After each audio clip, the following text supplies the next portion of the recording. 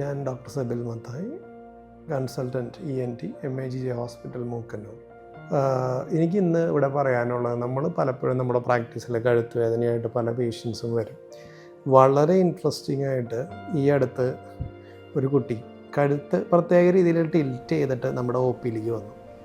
അത് actually പീഡിയാട്രിക്സിലെ doctor Smitha madam ആണ് ഈ കുട്ടീനെ ഇങ്ങനൊരു നെക്ക് ടിൽറ്റ് ഉള്ളതുകൊണ്ട് ഒരു ബൾജ് പോലെ ഉണ്ടല്ലോ എന്നുള്ള രീതിയിൽ എൻ്റെ അടുത്തേക്ക് വിടുന്നത്. അപ്പോൾ ഞാൻ മാഡമായിട്ട് സംസാരിക്കുകയും അതിനെപ്പറ്റി ഡിസ്കസ് ചെയ്യുകയും ചെയ്തു. അതിനുശേഷം ഈ കുട്ടിക്ക് നോക്കിയപ്പോൾ നമുക്ക് വായുടെ ഉള്ളിൽ ഏറ്റവും പിന്നിലായിട്ടൊരു ചെറിയ ബൾജ് കാണാനിടയായി.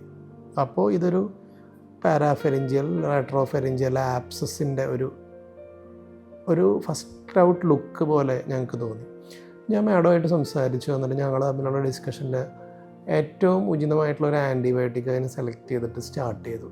ഈ കുട്ടി ആദ്യം വരുമ്പോൾ ഭയങ്കര കൗണ്ട്സൊക്കെ ഭയങ്കര റേസ്ഡ് ആയിരുന്നു. അപ്പോൾ ഞങ്ങൾ CRP ഒരു 86ഉം ടോട്ടൽ കൗണ്ട് 26,000 ഒക്കെ ആയിരുന്നു. അപ്പോൾ ഞങ്ങളുടെ കൺസേൺ ഇതൊരു സർജറി ചെയ്യേണ്ടി വരുമോ, കാരണം ഇതൊരു ഭയങ്കര റാപ്പിഡ്ലി പ്രോഗ്രസ്സിങ് ആയിക്കഴിഞ്ഞാൽ നമുക്ക് ശ്വാസതടസ്സം നേരിടാൻ പറ്റും. നമ്മളുടെ ഇൻറ്റേർണൽ സ്പേസസിലേക്ക് ഇൻഫെക്ഷൻ സ്പ്രെഡ് ചെയ്ത് മീഡിയാസ്റ്റൈനൈറ്റിസ് പോലുള്ള കോംപ്ലിക്കേഷനിലേക്ക് ഇത് പോകുമോ, അങ്ങനെ കുറേയേറെ സംശയങ്ങളുണ്ടായിരുന്നു. എന്തായാലും ഞങ്ങൾ IV ആൻറ്റിബയോട്ടിക് സ്റ്റാർട്ട് ചെയ്തു. ഫസ്റ്റ് ഡേ ഒരു ഫീവർ ഉണ്ടായിരുന്നു, പക്ഷേ പിന്നീട് അതിന് ശേഷം നമുക്കൊരു ഫീവറൊന്നും ഉണ്ടായിരുന്നില്ല. അപ്പോൾ നമ്മൾ CT എടുത്തപ്പോൾ ഒരു ആപ്സസ് നമുക്ക് കാണാനായിട്ട് ഇടയായി. അപ്പോൾ എന്നാലും ഞങ്ങൾ ആൻറ്റിബയോട്ടിക്സ് സ്റ്റാർട്ട് ചെയ്ത് കണ്ടിന്യൂ ചെയ്തു. അപ്പോൾ കുട്ടി വളരെ ഭേദപ്പെട്ടു. CRP കൗണ്ട്സ് എല്ലാം താഴേക്ക് പോന്നു, ടോട്ടൽ കൗണ്ട്സും താഴേക്ക് പോന്നു.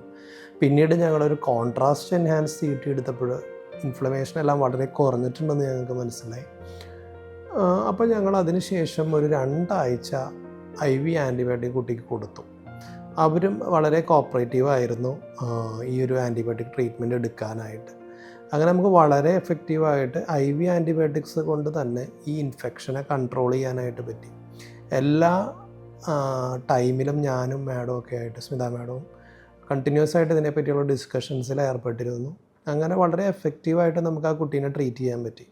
അപ്പോൾ ഇനിയുള്ള ഒരു കാര്യം എനിക്ക് പറയാനുള്ളത്, നമ്മളിങ്ങനെയുള്ള ചെറിയ ചെറിയ കാര്യങ്ങൾ ഒരു പക്ഷേ എല്ലാം സെയിം ആയിരിക്കണമെന്നില്ല. ഇപ്പോൾ ഇങ്ങനെ കാര്യമായിട്ടുള്ള ബുദ്ധിമുട്ടുകൾ കുട്ടിക്ക് ഉണ്ടെങ്കിൽ നമ്മൾ ഉടനെ ഹോസ്പിറ്റലായിട്ട് ബന്ധപ്പെട്ട് ഉചിതമായിട്ടുള്ള ചികിത്സ തിരഞ്ഞെടുക്കുക എന്നുള്ളതാണ്.